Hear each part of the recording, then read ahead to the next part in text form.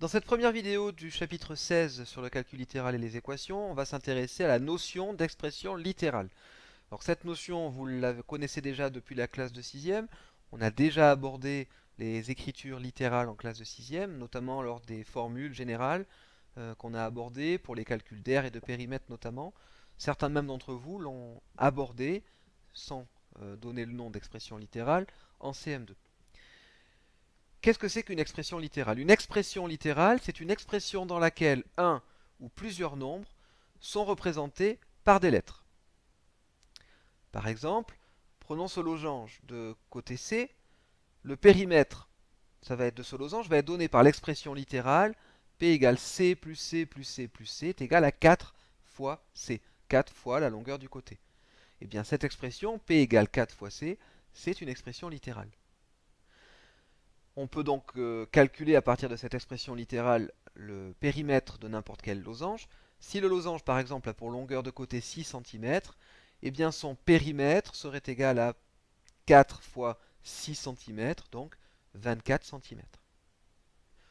Deuxième exemple, si on prend ce rectangle et qu'on nomme grand L sa longueur et petit l sa largeur, eh bien le périmètre ici est donné par la formule grand L plus grand L plus petit l, qui est donc égal à 2 fois grand L plus 2 fois petit l.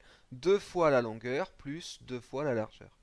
Et bien ici, c'est à nouveau une expression littérale où la longueur et la largeur sont représentées par les lettres grand L et petit l. On peut à nouveau se servir de cette formule pour calculer le périmètre de ce rectangle. Le périmètre de ce rectangle, c'est donc 2 fois 7 cm plus 2 fois 5 cm, c'est donc 14 plus 10, c'est-à-dire 24 cm.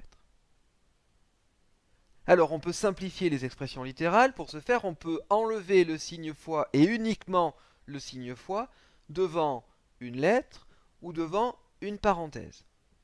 Alors, ça sous-entend que cette règle peut se généraliser, hein. On peut donc enlever le signe fois entre deux lettres et entre deux parenthèses. Mais la base, c'est qu'on peut l'enlever devant une lettre et devant une parenthèse. Par exemple, au lieu d'écrire 4 fois C, eh bien on va écrire 4C. Au lieu d'écrire 2 fois L plus 2 fois petit l, on va écrire 2L plus 2L. Au lieu d'écrire A fois 3, qui peut s'écrire aussi 3 fois A, eh bien on va l'écrire 3A. Plutôt que d'écrire 2 fois X plus 3, on va écrire et on va lire 2 facteurs de X plus 3. Et à la place de 3 fois 5 moins A, on va écrire et on va lire 3 fois 5 moins 4 ou 3 facteurs de 5 moins 4. Attention, on ne peut pas enlever le signe fois entre deux nombres. 2 fois 5 ne peut pas s'écrire sans le signe fois. Parce que si on ne met pas le signe fois, ça fait 25. Et il est clair que 25 n'est pas égal à 2 fois 5. 2 fois 5, ça fait 10. Donc on ne peut enlever le signe fois que devant une lettre ou devant une parenthèse. Et quand on a écrit 4C, il est bien important de comprendre qu'il s'agit bien de 4 fois C, et non pas de 4 plus C. Alors, on a d'autres types d'écriture. Le produit A fois A, plutôt que de l'écrire AA, on va l'écrire A exposant 2, et ça va se lire A au carré. Même chose pour A fois A fois A, plutôt que de l'écrire AAA, eh bien on va l'écrire A exposant 3, et on va le lire A au cube. Par exemple, au lieu d'écrire 4 fois 4, bon, ça fait 16, hein, c'est vrai, mais pour simplifier cette écriture, on pourrait l'écrire 4 au carré.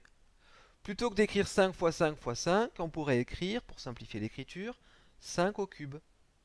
X fois x va s'écrire x au carré, u fois u fois u va s'écrire u au cube, et 3 fois 3 fois v fois v fois v va s'écrire 3 au carré fois v au cube.